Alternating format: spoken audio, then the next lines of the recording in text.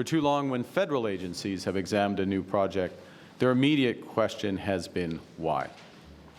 With this bill, we will instead ask ourselves how. We can build big, build bold, build now, build one Canadian economy, build a better Canada for all and for all time.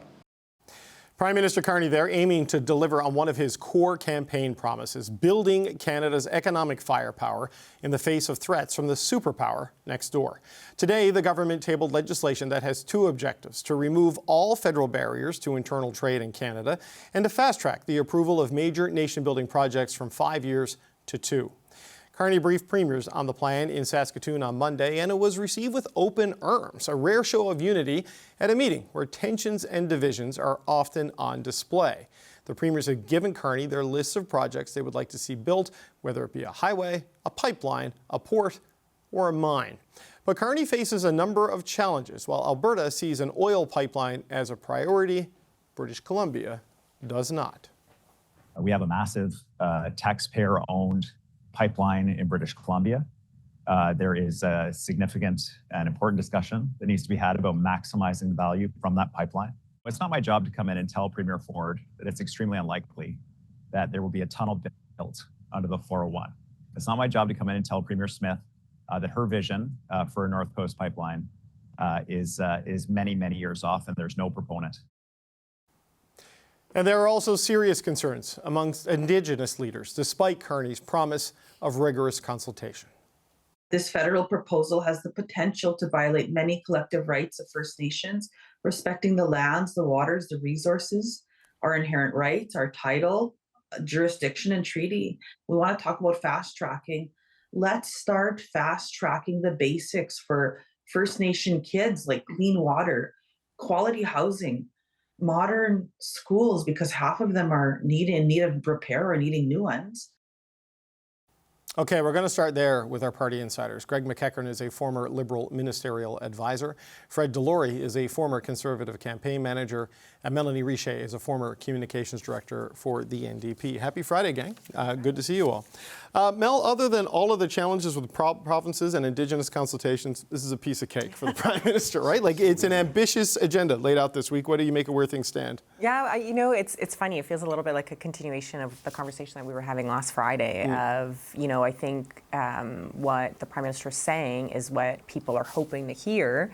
And of course, a little bit more details there today. I do think that maybe the fear, the caveat that we had talked about last Friday of moving quickly, promising these things quicker and done right and all of this stuff, you're forgetting the reason why these processes take a little bit longer to begin with. And, as we saw the National Chief kind of say, a lot of the problems that we've seen with a lot of the big projects as of late is the lack of proper consultation with Indigenous people, with Indigenous communities, particularly those communities that are most directly impacted by those projects. And if we're already hearing Indigenous communities say, hold on, wait a second here, that is something to pay attention to, and it's something to make sure that we do right.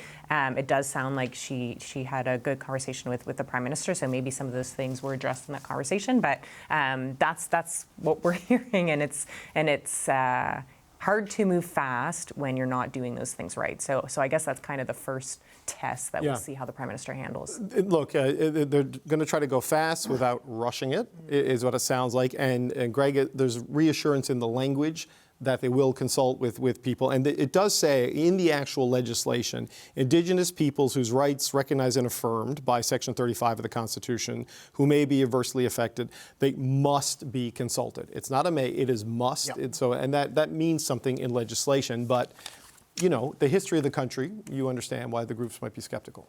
Yeah, in the duty to consult, the challenge is the language is somewhat subjective, and this is why you have court cases.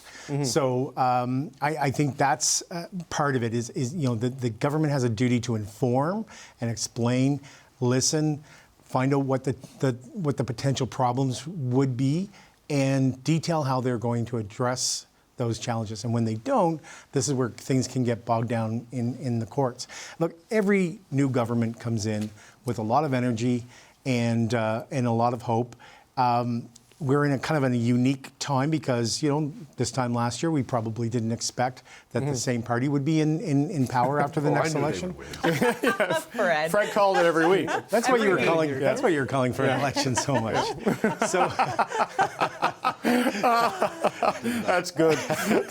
So I'm very tired. I'm sorry, Fred. Yep. So I spent some time in BC this week, and I got to see actually real economic reconciliation at work.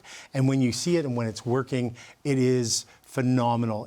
I hate to sound like Pollyanna, but it really is impressive. But there are lots of examples while I was there of times where the government has dropped the ball. Yeah, it's not followed up. So there is a tremendous amount of potential there. Yeah, and look, the Supreme Court of Canada's Coldwater decision that had to do with TMX does say that reconciliation does not dictate any particular substantive outcome. Were it otherwise, Indigenous peoples would effectively have a veto over projects such as this one. The law is clear that no such veto exists, but because there's not a veto doesn't mean there can't be influence in the outcome of the project, and this is one of the key conditions, Fred, that they have got to meet if they want this to move with approval and with consent and social license and within the time frame they have. Right, and that's what makes this so difficult when you're condensing these timelines. You just have to, if you're going to have true consultations, how do you make that all work? And that's going to be the big question mark. I think that is clearly the big question mark coming through with what we're seeing right now. And this First Minister's meeting that Carney had was the easiest one he'll ever have. It only gets harder from here. We already see some cracks with EB already saying, we had all of this trade barriers we're trying to knock down, and now already EB's kind of putting barriers and walls back up. And of course, there's some other issues with pipelines going east as well, not just west. So the whole thing is going to be an immense challenge. Expectations are very, very high. Obviously, I'm hoping Carney and the government succeeds in doing this, but it's going to be hard to push this all into 2 years, and there's going to be court challenges on this. Yeah, I think that what I noticed with EB, like in the clip you just played, David, it's a bit of a straw man argument, about what his job is not to be. Well, sure, that's very easy to say. I think the Premier of Quebec handled it much better and read the mood of the country better, where he said, I'm going to have to see what the project is before I say how I'm going to. But I think François Legault knows there's no pipeline that's going to hit the Quebec border. And David Eby knows there's going to be a lot of pipeline proposals potentially that want to hit the BC. Rather than and like David being Eby, the guy who's shutting it down. But he's also getting smoked right now by Indigenous communities in his province for not doing exactly that. So I think he's already hearing loudly from people in British Columbia that this is not something that British Columbians want. So I don't actually think that that's the feeling out there. I think we're seeing him respond to. I would push back on that a little bit and just say the results of the last election, he barely won. So I'm sure that there are, like the BC Conservatives on the right may be pushing in a different direction. Right, but he won. He has a majority, and he has to manage all of those constituencies. But look, just to build on this, in the wake of the pipeline resistance from David Eby, Prime Minister Mark Carney said today he would not force any project on a province, and Conservative leader Pierre Polio says that's essentially giving each province a veto. Listen to this. We will not impose a project on a province. We need consensus behind these projects. He said that premiers will have a veto on resource projects and pipelines. So is the Prime Minister effectively saying we're not going to get any pipelines built? And if so, is he ceding to Donald Trump that the Americans will continue to get 80 to 90% of our energy projects products at enormous price discounts? It would appear to be the case. Okay, so Fred, I don't know if it is as extreme as Mr. Polyev is laying out there, but you cannot force a province to take a project unless you buy it like they did with TMX, and nobody seems to think that's a good idea. But what do you make of the way the Prime Minister responded there? I mean, partly there is no proponent for a pipeline other than the Premier of Alberta who was advocating for it. The reason why there's no proponents, though, is because you can't build anything in this country, so there's no one advocating to build something. Hopefully this legislation and this process fixes that, and there will be proponents. But it is problematic when, we have, Mr. Polyev is right in that regard. If you're giving them a veto, provinces, if you're saying that it can't go through, it makes it very difficult. So I don't know how this relationships and how these things are going to be ironed out to work to get things going, because the country is going to help develop certain projects in certain provinces, but like Alberta's landlocked. and they need to be able to move their energy to the coasts. So if there's going to be a veto there, there's going to be a stoppage. It's how are we going to get this done? Well, this is where Dominic LeBlanc enters the picture, does it not, Fred? Like he is the minister of managing all the relationships. If you break down what his core functions are in all the various titles he has. And Tim Hodgson, who was on the show earlier, the new energy minister, basically said that we need to build successes for a bunch of provinces so that people can see the overall national benefit. So it's going to be about relationship management and delivering a bundle of things that make the trade-offs worthwhile, it would seem. Right, and that's why this all has to move together and quickly. You can't be doing piecemeal here and there where we get this one project going, but that one's going to take a lot longer, and then you end up maybe, well, then we're not going to do that project because we don't need it, some would say. And that becomes a major problem. So this is going to be incredibly challenging, and I think the Liberals have their work cut out for them, and the provinces and the premiers. But we'll see how this goes down the road. Right. So Mel, you know, the political position the Prime Minister is taking there, it's also the constitutional position you have to take. It's the, you know, you can't force it through Quebec one way, you can't force it through British Columbia the way. You need to do the grand bargain, as they talked about here. I mean, what's your sense of how you manage that going forward? Because you can do things on railways for critical minerals and energy transmission interties, but the pipeline is such a political thing, right? And such a you know, a symbol in Alberta right now. And I just can't help but laugh sometimes when I hear Polio talk, because it feels like not a few months ago he would have said the complete opposite thing on how it relates to federal provincial jurisdiction. So you're kind of, it's hard to follow sometimes. But as it relates to this, I think as it relates to all things with jurisdiction, instead of using it as an excuse to not do the thing, it is trying to find a way forward. So like Fred was saying, the relationship piece, like you were saying, the relationship piece will be fundamental in these conversations and in figuring out what you need to do to bring the government, the provincial government on side, but also to bring the people who live in that province on side, because at the end of the day, that's who they work for, that's who they're representing. So I think that will be the most important thing. You know, you said this was going to be the easiest meeting that they've had with premiers. The goal should be, how do you keep that, or how do you continue those relationships? Not everybody's going to be happy all the time. Not everybody's going to feel like they're walking away a winner all the time, but showing enough benefit for the country and for the people that they represent that we can get to where, you know, the Prime Minister's talking about getting, because I think everybody's hoping that this is successful, whatever that looks like. But yeah, that relationship piece will be fundamental in the next 2-year kind of processes that he's talking about. Well, Greg, on that, this is the value of LeBlanc, who is a good political athlete, but also not an ideological guy. And Carney seems to be, the Prime Minister, not an ideological guy. Maybe closer to Stephen Harper than he was to Justin Trudeau in his approach on some of these things. I mean, how does that help him, do you think, with the First Ministers? Well, if it was easy, and sorry to make this oversimplified, if it was easy, it would already be done. And this is the nature of our federation. I'm trying to think if it was Pierre Trudeau described Joe Clark's approach as he wanted to be head waiter to the provinces. And I kind of heard that echo, and I had not realized that Poliev was doing a newser this afternoon until your producer told me, and I kind of noticed Mel's good point. You know, is there, the reality is that there is a different mood in the country right now. Dominic LeBlanc is the type of politician that he thrives on this type of relationship building for accomplishments. What I also heard from the Prime Minister today, he referenced projects like the building of the St. Lawrence Seaway, which I think is late 50s, 59, Expo 67. Last year, the Leafs won the Cup. You know, that's a long time ago. Those projects were very big. I mean, the Trudeau government, the Justin Trudeau government may have missed a big opportunity with Canada's 150 with something around that. Because I'm hearing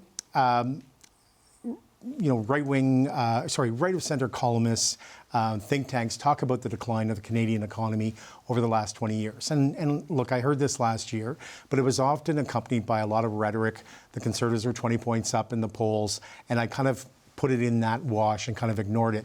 And I've listened to a couple of these, I've read a couple of these points of view, and I'm kind of hearing it from Carney as well, that we have to do some things in order to prevent the decline of our economy in the direction that we're going in. And this could be it. I remember the first time I was in Ottawa and I drove past the gates around the fence of Rideau Hall.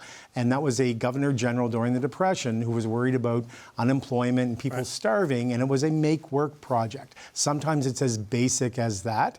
But in our case, I think this is a real large economic flex that we have to do. And I think Dominic LeBlanc is the type of person who has to convince the premiers that they have to be part of that. Well, look, I think the intention, I think, of what was put on the table in Saskatoon was more strategic than sort of just baseline stimulus, right? And this is not critical of the Canada Economic Action Plan, but that was just build things to create jobs, get things going, because the economy is just tanking because of the liquidity crisis. It was a spend money program to get people... Exactly, and I say that without criticism because it was necessary at the time. This is more of building resilience to pivot away from the United States and become more internally productive and reliant and engage with other partners. To get our resources to market, to open up other barriers. And obviously one of the big parts of the bill today, too, was the interprovincial trade and the issues with that. We have, it's amazing. I had no idea, being a Politico, that we had these barriers that were so bad for our economy, that closed up shop everywhere. And Nova Scotia's been leading the way with their bill. They're getting deals done with all of these other provinces, and now other ones are starting to make these deals too. It opens up billions and billions and billions of our economy. Yeah, one of the comments that Poliev made was the federal government needs to incentivize the provinces to do this.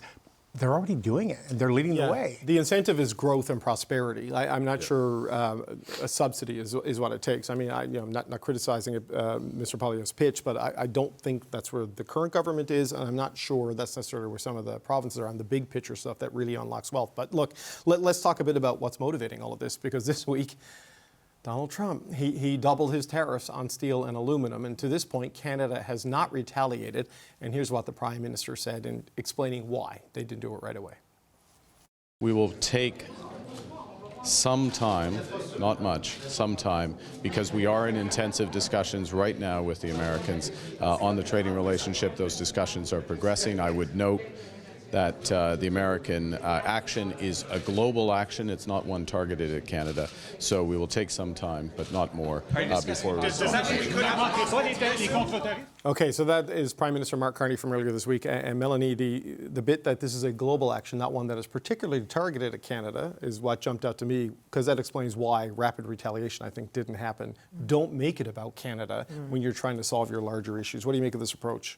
Yeah, perhaps it's the right approach. I don't know. I feel like you kind of want to give the guy by the guy I should say, the Prime Minister, the ability to manage this in the first little bit and trust that he knows what he's doing. I think one of the things that was maybe a negative from the approach this week, or the way that the Prime Minister was communicating this week, is people who are feeling this intensely, whether it be through their job or the industry that they're a part of. If it's fear, if it's something that they're dealing with right away, kind of heard nothing. Don't really see their leaders at the table having the conversations about how relief is coming in. You know, we've seen this project come up today, or this bill come up today, and we've heard the Prime Minister speak about how we're going to face the U.S., but I don't know that workers who are feeling this threat directly are seeing what the government's doing to actually help them and to help their families. So I think that's what I was paying attention to this week, folks who were a little bit disappointed that they're not hearing the Prime Minister talk more about that, or move more quickly to either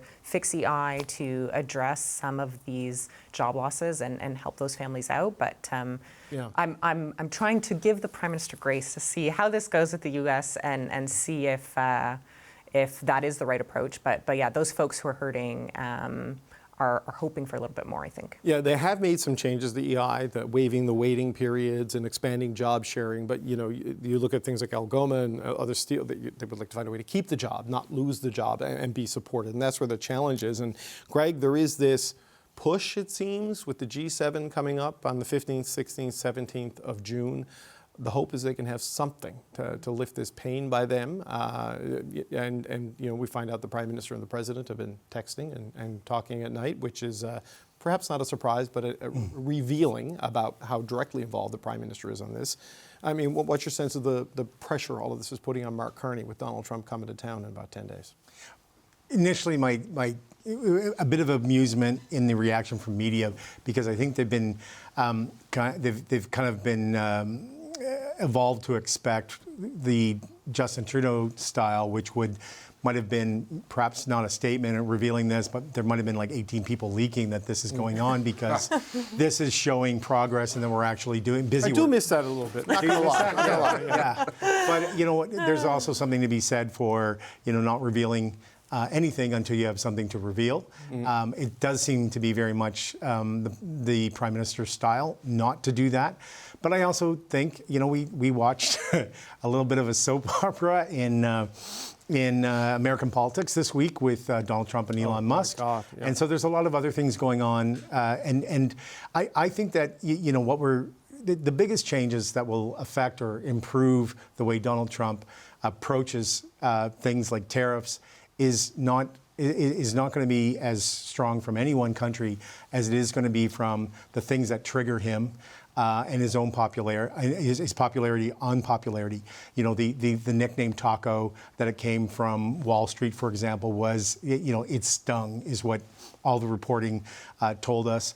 The fact that you have Republicans that are now criticizing and following, some of them are agreeing with Elon Musk, that is what is actually going to be faster at moving Donald Trump than anything that any other country can do, in my opinion. Well, yeah, who knows? I mean, Fred, the third quarter is when the economic pain is really supposed to hit, but there was decent job numbers today in the U.S., so, I mean, who knows with these things, the midterms. And that was predicted, that when this happened, there were people that cover the White House said, watch, the jobs report will be leaked and emphasized as a disguise, because it's what he does. Yeah, of course, but with him coming here, and with the tariffs doubling on steel and aluminum, after what was a successful Oval Office visit, it went the wrong way, not the right way. So what does that do in terms of what the Prime Minister needs to come out of this next sit down with the President? Well, he needs real wins. We need something concrete here and roll back these tariffs in some way. Not have them doubled again, which keeps happening. 100% would be awful. It would be pretty bad. What I find fascinating, though, is that when the Prime Minister speaks with President Trump, it actually looks like an almost normal conversation, which we're not used to with Trump. Like, he doesn't come out with these weird, blistering things. I would love to know what he is saying to him in private to get him to do this, what these private conversations are at. Maybe 20, 30 years from now, it'll come out in some, when disclosures come out after long. We'll have you back. Yeah. We'll read you the I'd panel. love to come here and 2055. whatever magic words he does, because it does seem to provide comfort to Trump and calms him down. But again, the proof is in the pudding, and he's still doubling our tariffs, so it's not like it's necessarily working for us. But that's, expectations are high for Carney to fix things. He ran on elbows up, and I understand some are saying he's not being quite elbows up right now. I don't think he actually needs to be throwing elbows. I think he needs to be doing what he's doing, and hopefully this gets resolved. And if we can get this resolved by G7, that would be huge for our country. Yeah, I mean, I think that meeting in the Oval Office was an inflection point in terms of how you're going to publicly approach things with the U.S., right? And they decided to put the elbows down a little bit after that to give the process a chance. But, Mel, it's been suggested to me, by people in the government, that if there isn't something, right around the G7, then buckle up, because this could go on for quite some time, right? And stretch all through the summer, maybe into the fall, and then maybe just get tangled up in the whole larger renegotiation of the Continental Trade Agreement. And that means a lot of economic scars on both sides of the border if that keeps going. Totally. And, I think we all want this to work. I think people are, they feel reassured that they elected the right person to handle this and to handle the president, but I think that timeline is very, very short. And I think if folks don't start seeing stuff, whether it be the G7 or shortly after, I think folks like me who are giving the Prime Minister grace to manage this, I think are going to start giving him a little bit less grace. And I think that's when people will start getting a little bit antsy if they don't start seeing action. Or relief, I should say, results, exactly, from those conversations with the U.S. Well, yeah, and Greg, it's easy to forget about real people when you live and work in this town. And it's no disrespect to the people around the table, but I spoke to Matthew Shoemaker on the show yesterday, the mayor of Sault Ste. Marie. Algoma, 50% of their business is in the United States, and this makes it non-viable. And he is worried about Sault Ste. Marie becoming a post-industrial town, like the Rust Belt towns, that Donald Trump is trying to help with this policy, sort of inflicting it upon, the people of the Sioux. And there is a limit to their resilience, Yeah. just economically, because the money runs out. Yeah, the three of us take pride in the fact that we started outside the Ottawa bubble, and we try to go outside the Ottawa bubble. I was in Port Alberni. I was on the Vancouver Island this week, and it's interesting to see what kind of gets through. Somebody mentioned to me one of the comments. Fred referenced the Oval Office meeting where.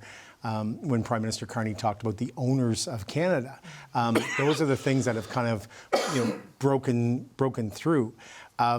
It's tremendously difficult, I think, for. I want people to kind of go back and take a look at the election and the affordability issue.